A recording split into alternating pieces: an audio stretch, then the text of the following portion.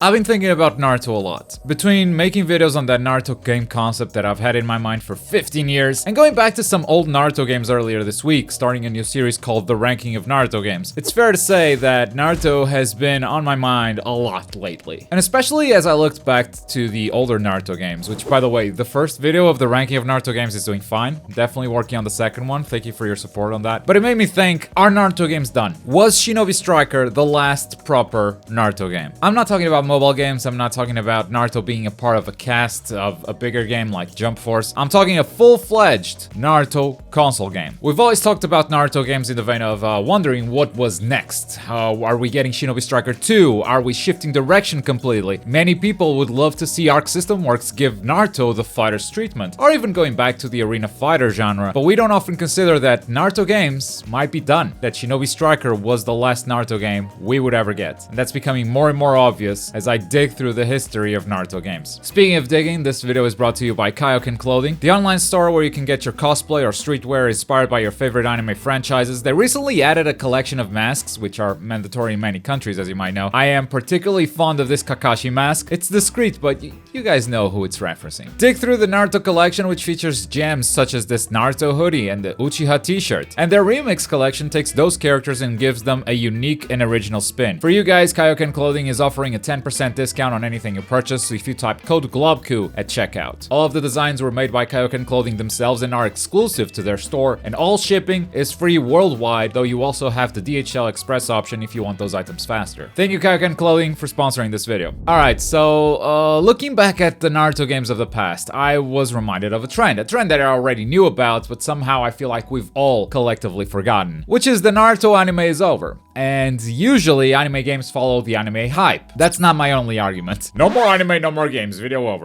Looking back at the history of Naruto games, there were a couple of factors that encouraged the new series, or sequels to old Naruto games, and those were the big story moments in the anime. For instance, in the beginning, you have the main cast of characters and you go through the Zabuza arc, maybe even a bit further until the end of the Chunin exam with Orochimaru and Gaara, and you take all those characters and put them into a game. That's basically the first Ultimate Ninja. But then the anime advances and you're introduced to Itachi, Kisame, Jiraiya, all of these cool characters that you want to play as. Naruto also learns how to do the Rasengan, so people want to play him with an updated moveset. Because if you think about it, what always sold not only Naruto games, but anime games in general, were characters and graphics. Now, we're actually on the verge of getting one of those two things. New consoles are coming out, graphics are going to be better than ever. And we saw this happen previously with a jump from PlayStation 2 to PlayStation 3. From 3 to 4, we didn't feel it as much, but from 2 to 3, the change was huge. That console generation happened at the perfect time, at peak Naruto. Because that was also around the time that Naruto transitioned over to Naruto Shippuden. And the entire cast got updated. And we got a bunch of new characters with the Akatsuki. We had peak Naruto hype with brand new consoles, and that's when the Storm series was born. That's also when Clash of Ninja Revolution 3 came out for the Wii. And Naruto games were as good as they were ever gonna get. But it is important to remember that the console generation happened at peak Naruto hype. Nowadays, the anime is pretty dead in comparison. You could argue that the anime continues with Boruto, and I'm not judging you if you like the Boruto anime. I'm genuinely happy for you. But it is simply not popular enough to make something like this happen again. And the proof is on how much Bandai pulls from Naruto when trying to sell a Boruto game. Ninja Storm 4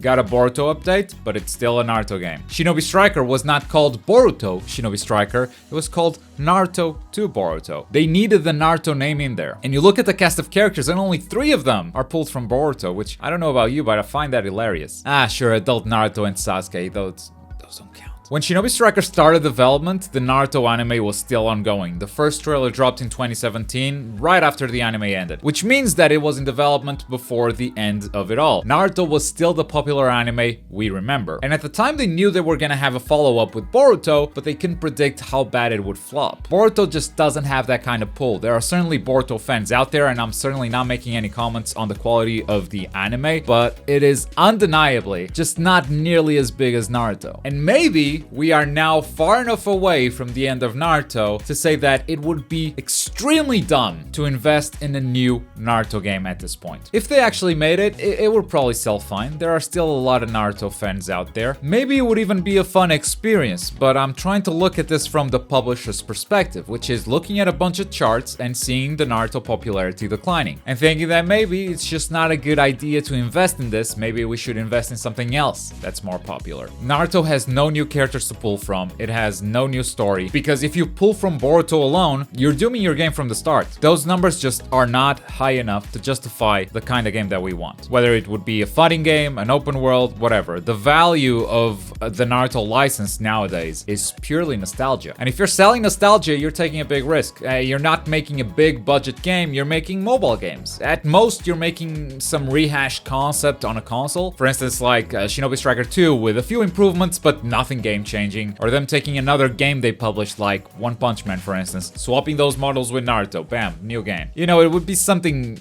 extremely cheap to make, but I also think Naruto is still incredibly popular. More popular than a lot of the manga that are right now on the top of the charts, at least in the West. It was the same thing with Dragon Ball. Dragon Ball needed a whole new saga with Dragon Ball Super for Bandai to feel comfortable with making a big investment. Dragon Ball ran from 1996 to 2003. That's the original run both in Japan and USA combined. 2 years later, Dragon Ball Kai started in 2005. And if you were alive back then, you might remember that Dragon Ball Kai was not very popular. So much so that they stopped Dragon Ball Kai after the Cell Saga. They just kind of did some minor tweaks to the Majin Buu saga instead of fully remaking it. It was just not pulling those numbers. So during the entire life of Dragon Ball Kai, we either got really bad games or we got sequels. Sequels to either Budokai or Budokai Tenkaichi, and those games are good, don't get me wrong, but that big investment in something new is gone. We didn't see anything new until 2015 with Xenoverse. You wanna know why? The movie Battle of Gods aired 2 years prior to that, and there was a renewed interest in Dragon Ball. People were hyped about it again. 2015, we got Resurrection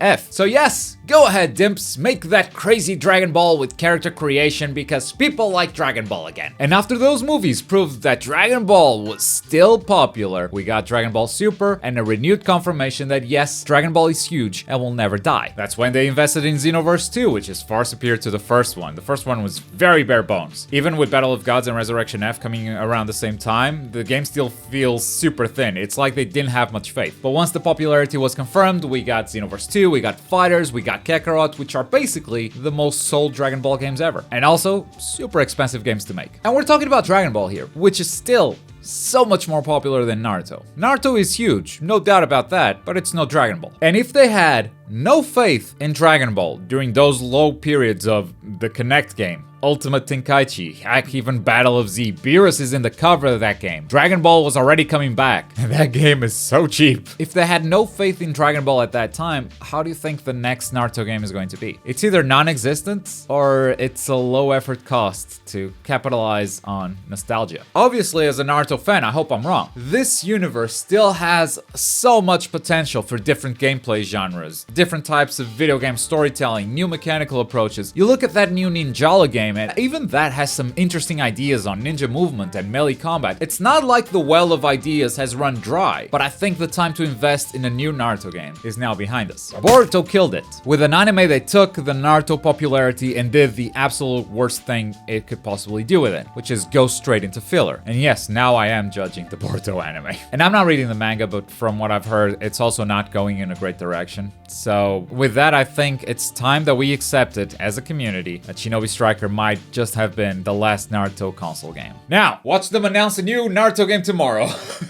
I'd be thrilled. I'd be overjoyed, but I think if that happens, it's another mobile game. And that's the only stuff that gets made until they decide the license is not worth holding anymore. The Naruto Dream game idea from the concept videos, not only was that an impossible game back then, it would be almost impossible to get funding for that nowadays. It's way too ambitious, way too expensive, and I'm sorry that I put that in your brain, because it's definitely not coming out. I guess you can go play Roblox with your eyes closed, pretend the fighting is good and the graphics are good. I guess that's the best we can do at this point. まっすぐ自分の言葉は曲げねえ。それが俺の人道だ。今なら全部を変えられそうだ。俺は火影になる男だ。こんなところで立ち止まらねえ。